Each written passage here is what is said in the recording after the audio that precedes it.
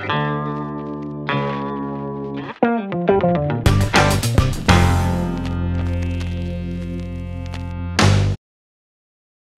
Martínez Rius, soy estudiante del Máster de Historia de la Ciencia de la Universidad Autónoma de Barcelona y estoy en Kioto con Javier Pérez Jara, que él está aquí a propósito de unas conferencias, de un congreso sobre historia de la ciencia, en particular en la astronomía.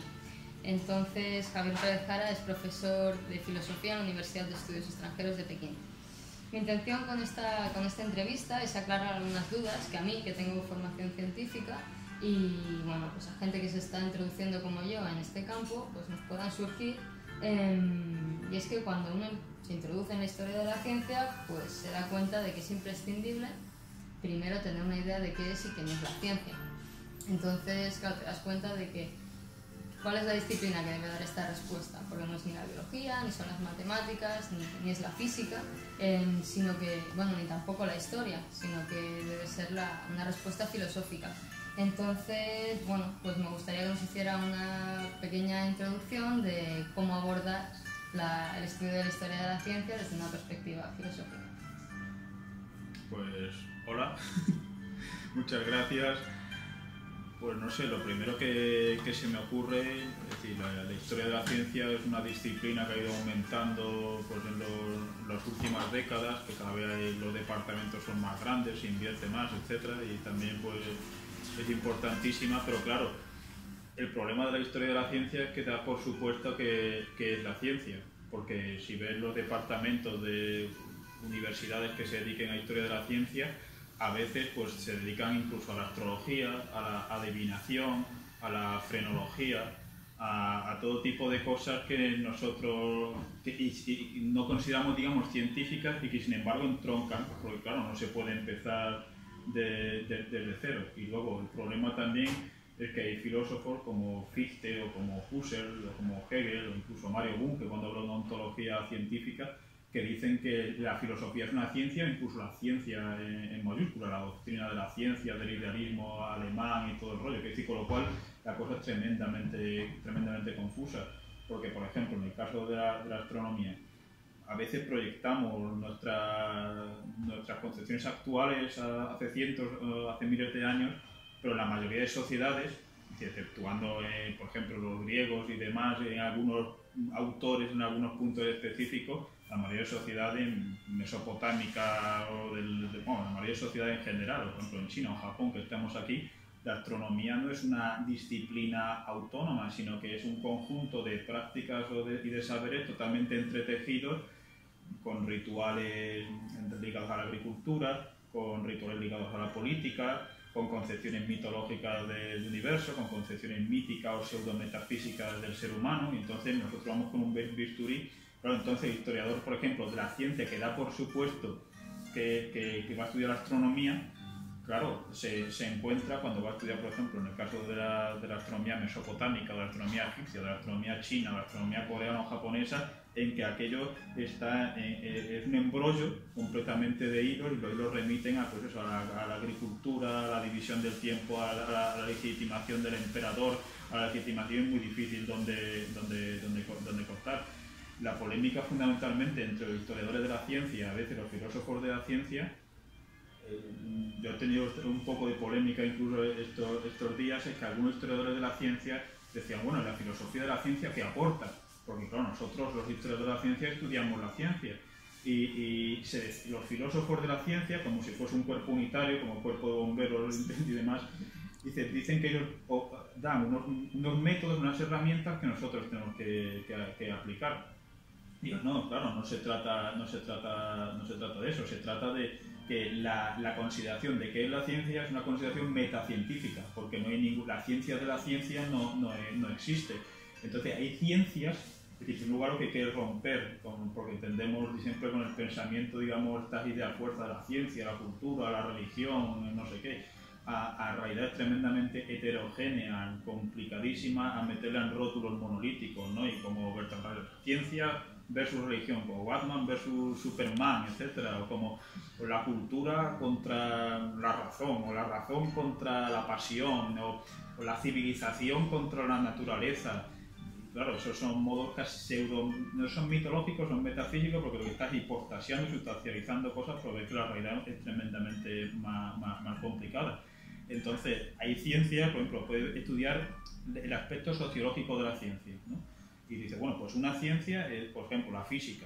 ¿no? Pues ahí tienen congresos, tienen libros, tienen una serie de paradigmas o de patrones, tienen una serie de sabios que se remite, y con esos esquemas sociológicos, entonces, por como Gustavo decía, la mariología es una ciencia, porque tienen congresos y tienen sus autores principales y tienen, y no digamos, por ejemplo, que sé, por a lo mejor otras prácticas como el Reiki, no sé, o la frenología en el siglo XIX, o la biología, vamos a decirlo así, medieval. Entonces el problema completamente es no ya el de demarcar, sino qué idea metacientífica, por tanto filosófica, se tiene de ciencia. Porque el problema es, por ejemplo, en la mayoría de congresos de historiadores de la ciencia, las consideraciones filosóficas generalmente se dan la introducción y la conclusión. Porque la mayoría, por ejemplo, se han llevado estudiando, yo que sé, 8 años, lo que sea, la esfera de Génova, o tal mapa del siglo XVI, o no sé, o tal artilugio del emperador no sé cuánto, o tal teoría sobre los eclipses en Corea en el siglo XVI y tal y cual. Tremendamente desligados, pero todos están bajo el paraguas somos de historiadores de la ciencia. A lo mejor es que se ha llevado estudiando, yo qué sé, no sé, este telescopio, no sé qué, a lo mejor no se hace un integral que se hace un niño de instituto, o a lo mejor el que se ha llevado estudiando historia de la astronomía, etcétera, a lo mejor no sabe, yo qué sé, distinguir un aminoácido de lo que sea, ¿no? Es decir, porque evidentemente es imposible. Sin embargo, se mantiene esa ilusión. Entonces no es que la filosofía de la ciencia venga antes, es que la propia, partiendo de esa consideración oscura y confusa de que son las ciencias en marcha, en plural, de biología, física, historia, etcétera, totalidades totalmente digamos difusas, porque no sé, dentro de cada supuesta ciencia hay consideraciones, habría que distinguir entre un núcleo, digamos, más o menos científico y otras cosas ideológicas que lo recubren, partiendo de esas ciencias en marcha, aparecen una serie de ideas. Por ejemplo, la verdad científica, que es la verdad científica, o que es la verdad. Eso es evidente con un historiador de la ciencia, por eso tiene muchos al relativismo. Es decir, las ciencias son frente a los excesos del esencialismo, de la metafísica absolutista, ¿no? El científico está descubriendo el espejo de la naturaleza, ¿no? Como el famoso libro de Rorty, que viene de un artículo famoso de Heidegger, diciendo que es una ilusión pretender que la ciencia y la filosofía es una especie de espejo donde se refleja la realidad absoluta. Entonces tienden a un constructivismo social excesivo. ¿Por qué? Porque la mayoría de historias de la ciencia,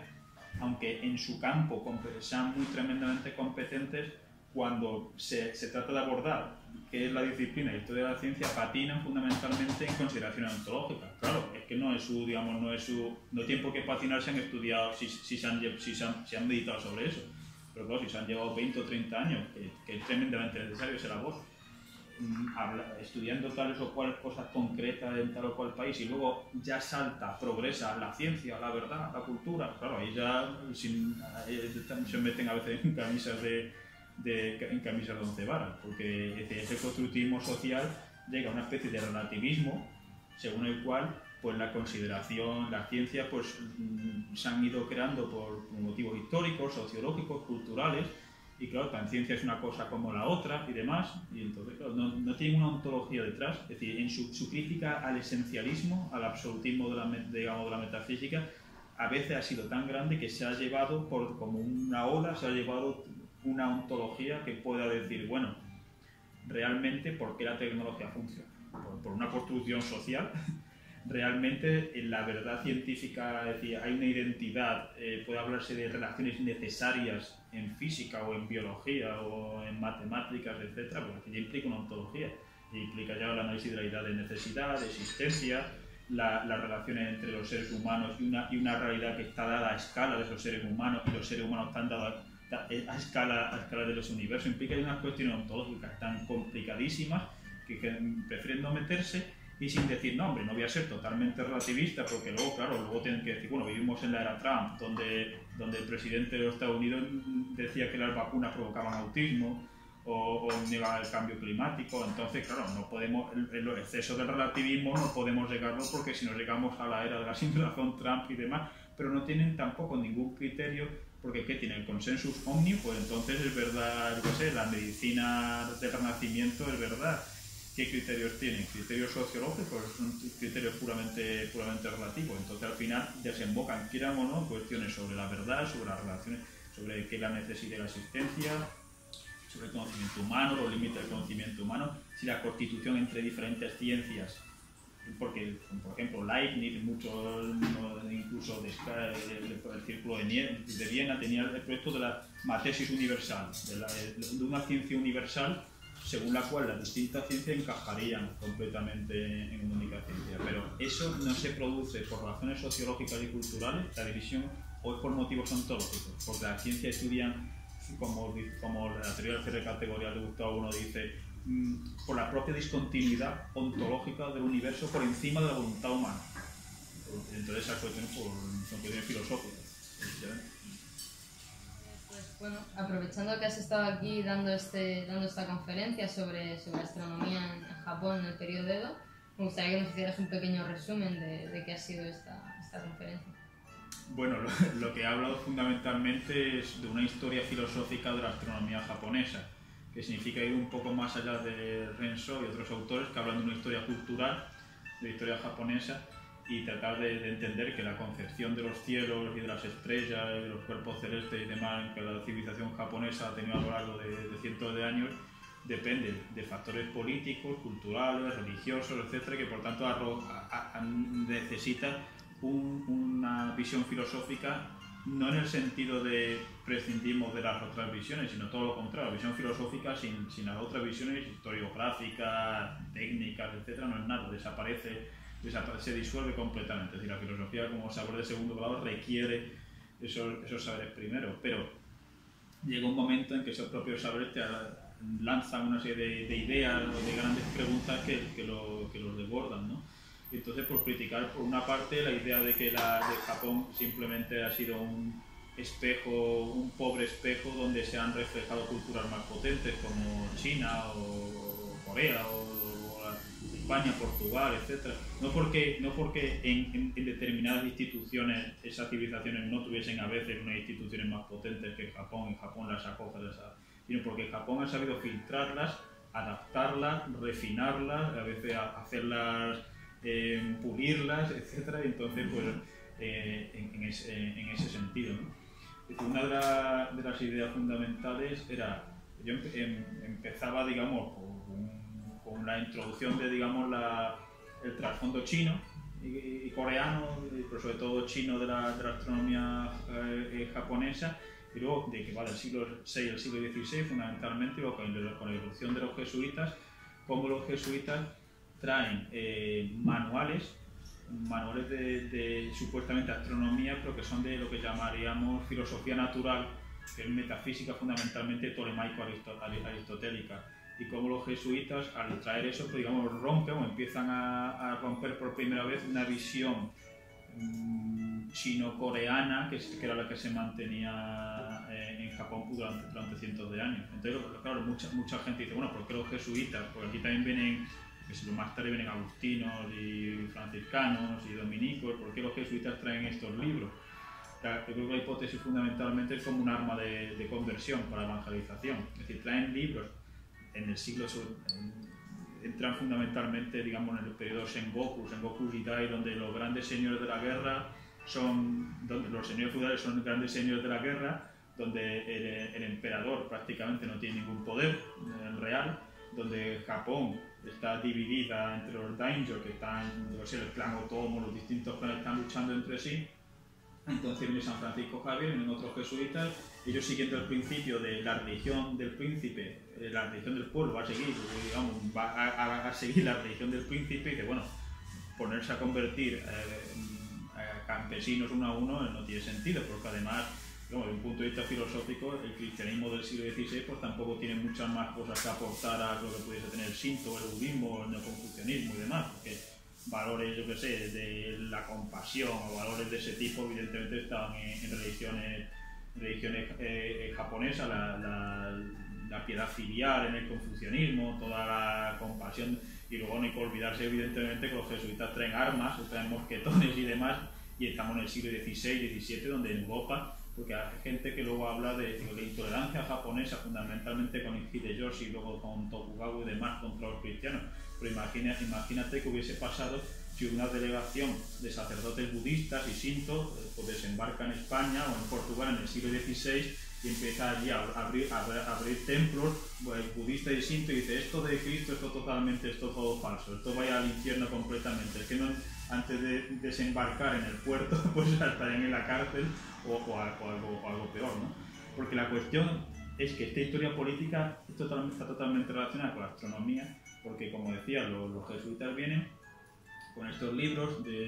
ellos digamos en principio ignoran a Copérnico, hay que recordar que el Concilio de Trento no condena a Copérnico, que condena a los libros de Copérnico y la introducción del índice de libros prohibidos, fundamentalmente viene con el asunto de Galileo, y que porque Copérnico el heliocentrismo no lo pone como una teoría física o ontológica real, sino como un conjunto de hipótesis matemáticas para salvar los fenómenos, el sotereinta fenómeno, salvar los fenómenos, que significa, aunque esto no sea real, vamos a hacer como si para que encaje con los cálculos. Los jesuitas no lo traen seguramente porque no ya por los problemas matemáticos, sino por los problemas teológicos. Traen como decía, un modelo aristotélico tolemaico para decir, mira este modelo de universo perfecto, ¿no? O los cuerpos astrales girando perfectamente. Aquí hay un creador, y este creador tal y cual. Entonces traían esos libros como una herramienta de conversión. Cuando van a los daimyo, digamos, los grandes nombres, a los grandes señores feudales, grandes señores de la guerra, como el clan Otomo y demás, y dicen, bueno, pues tener beneficios comerciales y te conviertes entre comillas al cristianismo, que significa de mosquetones y pólvora y cosas que son muy interesantes, bueno, otros productos, pero fundamentalmente en el Sengoku, el periodo Sengoku, tener armas de fuego pues era una cosa principal. Entonces se convierte el señor feudal y mágicamente se convierte todo su clan, desde los altos oficiales hasta los campesinos, etc. Por eso cuando se habla del número de 300.000 cristianos reales, claro, el número no era tan claro, sino que la mayoría de cristianos, digamos, que se tenían que convertir porque el señor feudal dice, sí, yo soy cristiano tal y cual y todo mi clan lo es. Y luego un cristianismo tremendamente adaptado. Ahora, ¿qué pasa? Es decir, ellos están acogiendo, por ejemplo, la obra más famosa, fundamentalmente de Pedro Gómez, que se llama De Esfera, es un compendio de la verdad católica, y en una de las partes, la esfera, donde presenta ese modelo aristotélico tolemaico. Y entonces varios sabios japoneses pues, están bastante interesados en eso. Ahora bien,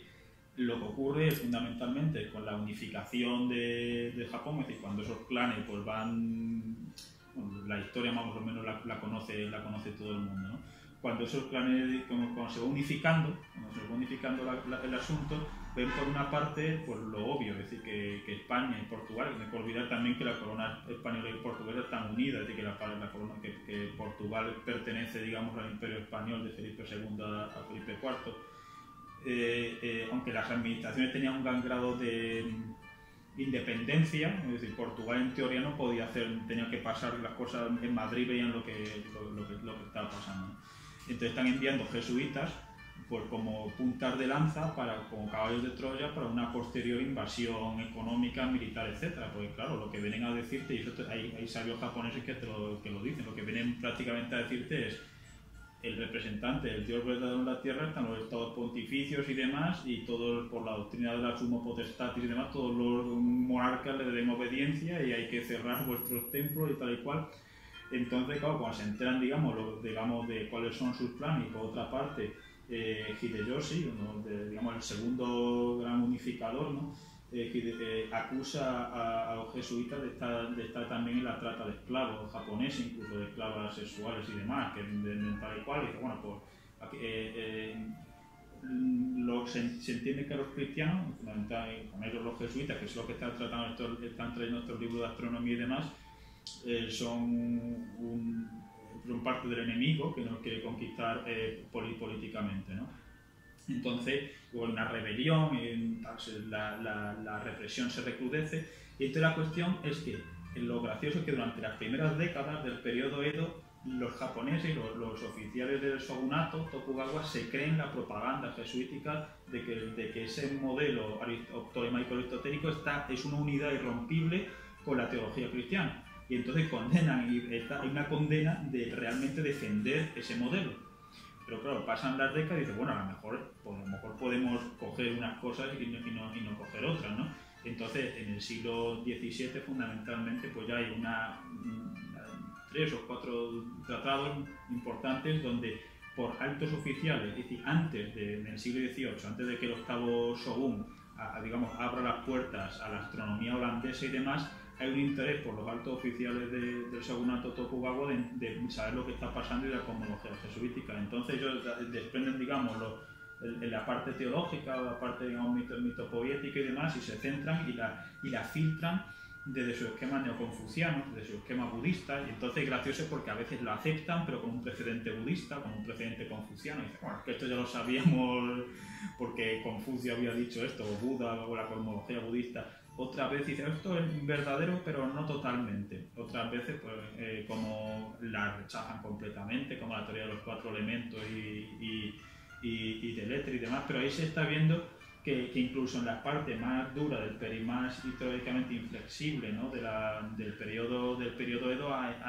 no están totalmente cerrados. Y por otra parte también la cosmología jesuítica entra a través de la versión china, porque en China son expulsados en el siglo XVIII, ¿no? Eso es otra historia, ¿no? Con la controversia sobre los ritos, porque los jesuitas en China, siguiendo la estela del padre Mateo Ricci y demás, digamos, son más abiertos de mente, no se sabe si por motivos pragmáticos o porque su idea es, como todos somos descendientes de Adán y Adán tuvo un conocimiento directo de Dios, todas las civilizaciones tenían de algún modo un confuso directo de Dios. Entonces, cuando los chinos hablan de Tian y demás, pues en realidad están hablando del Dios cristiano. Entonces, los varios jesuitas participan en rituales neoconfucianos, confucianos, van al templo confuciano y acogen ideas bastante de Confucio, pero en Japón son expulsados antes. Entonces, después de ese periodo donde manda alto oficial del shogunato Tokugawa, manda traducir y comentar libros de jesuitas, por ejemplo, porque incluso aunque estuviese prohibido, pues hay un naufragio y entonces encuentran un libro y entonces el libro lo mandan traducir y tal y cual. En el siglo XVIII, el octavo shogun, que incluso manda montar un pequeño observatorio, un telescopio y demás, quiere la importación masiva de libros no ya de astronomía, sino en general de ciencia y técnica y demás, sobre todo a través de los holandeses, porque los holandeses, a través de se les permite comerciar siempre que no metan ni entren dentro ni metan propaganda cristiana, ni por supuesto traten de dinamitar los fundamentos políticos y sociales de Japón. Entonces ahí cuando empiezan a filtrar a Kepler, a Tycho Brahe, a Galileo, a Newton, donde empiezan a hacer, pues lo que sé, estos módulos de la Luna y de todo el rollo. Y sobre todo, pues eso, fundamentalmente cómo van filtrando estos sistemas y cómo lo van adaptando. Porque, por ejemplo, hay una idea de que Japón nunca ha tenido interés, o el Japón primitivo no tiene interés por los cielos, por nada más que hay que ver el mito de Amaterasu Mikami, la gran diosa del sol, que para ver que eso es mentira. O precisamente en Nara, ahí se han encontrado 2 tumbas muy importantes, unos túmulos donde probablemente se dice que el primer modelo de zodíaco que se conoce, o uno de los más antiguos, con estrellas, donde se ve. Es decir, que el problema es que la escritura en Japón se introduce bastante tardíamente, entonces hay una disciplina que se llama la arqueoastronomía que está investigando todo eso, y fundamentalmente todo. Es decir, que la idea es esa, que para los japoneses la astronomía no era una disciplina independiente, sino un conjunto de saber y práctica totalmente entretejido, porque la astronomía no es que nuestros antepasados dijesen, uy, qué bonitos las estrellas, vamos a investigar qué es, no, sino se ve la necesidad existencial de cuál es el mejor momento para plantar y para cosechar. Tenemos que saberlo. ¿Cuál es el mejor momento para dividir el tiempo? ¿Cuál es el mejor momento para saber cuándo son las rutas marítimas? ¿Cuál es el mejor momento para predecir no sé, la época de caza, la época de recolección, la época de no sé qué. Por eso las grandes festividades agrícolas, de agricultura, son festividades religiosas. Y por eso se personaliza al sol, a la luna, etcétera. No es, digamos, no es una pura locura, es que el sol y la luna y las estrellas juegan papeles fundamentales, son fuerzas reales de las cuales depende su existencia. Es decir, predecir esos movimientos es que depende toda su existencia, porque incluso las sociedades que están cerca del Ecuador, dice, bueno, pues no hay estaciones, pero hay las estaciones, digamos, lluviosas, las estaciones más secas, y también de eso depende tu sociedad. Entonces, por eso lo que llamo astronomía está totalmente entretejido con prácticas políticas, agrícolas, sociales, etc. Eso es lo que llamo fundamentalmente una historia filosófica de la astronomía, porque desborda una historia científica de la astronomía, porque lleva esta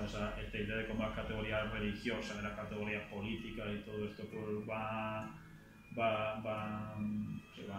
confluyendo y demás. Bueno, y por último, pues me gustaría que nos dieras algunos consejos o indicaciones, que nos recomendaras algún autor o alguna lectura para los que estamos empezando en esto de la historia de la ciencia, para entenderla con una perspectiva filosófica. Bueno, por lo pronto leer a los principales autores, porque incluso aunque se esté de acuerdo o no con ellos, no hay que aplicar una lógica binaria, puede estar de acuerdo en una cosa y evidentemente con otra, ¿no? Hay que filtrarlo, pero por lo pronto leer, digamos, a los grandes figuras, tipo, no sé, Latour o Ian Hacking o Lorraine Daston, es decir, leer esos autores principales, y luego pues ya buscar, digamos, un campo concreto en el que uno se quiere especializar, porque claro, uno no puede ser historiador de la ciencia de todo, porque el grado de especialización que requiere es brutal. Es decir, por ejemplo, en este congreso hay gente que se ha llevado 8 años estudiando un objeto científico en tal o cual siglo. No le pidas a esa persona, porque es imposible para ella, para mí, para cualquiera, que la vez sea un experto en otro modelo, otra teoría científica de otra disciplina, en otro país, en otra civilización, en otro siglo. Eso es imposible. Es decir, mi único consejo fundamentalmente es que no se convierta en lo que Ortega decía, bárbaro del especialismo.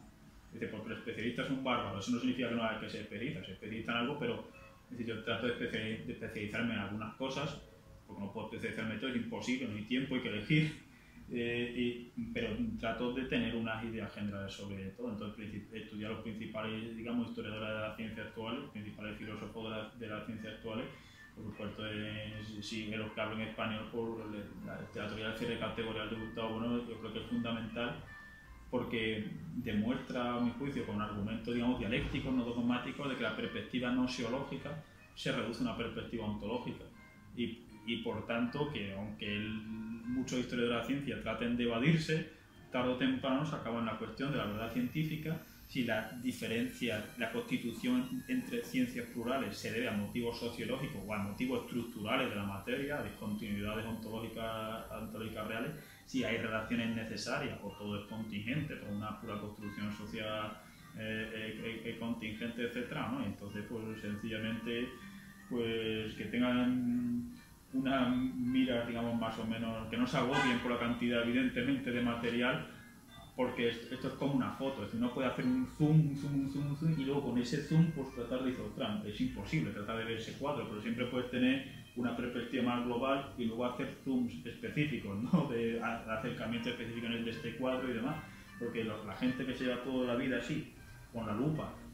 y luego de repente, de vez en cuando, la conclusión de un congreso salta y ahora voy a hablar de la verdad, del ser humano, de la religión, de la existencia y demás, lo que van a decir la mayor ocasiones son trivialidades. Y la mayor parte de la gente, digamos, que tienen una especie de recelo a la filosofía es porque ellos mismos no saben, aunque están haciendo mala filosofía, porque yo decía Aristóteles que incluso para criticar la filosofía hace falta hacer filosofía. En el momento que habla de la ciencia, es una idea filosófica. Incluso cuando habla de la historia universal, o de la verdad, o del conocimiento, o de la construcción social, es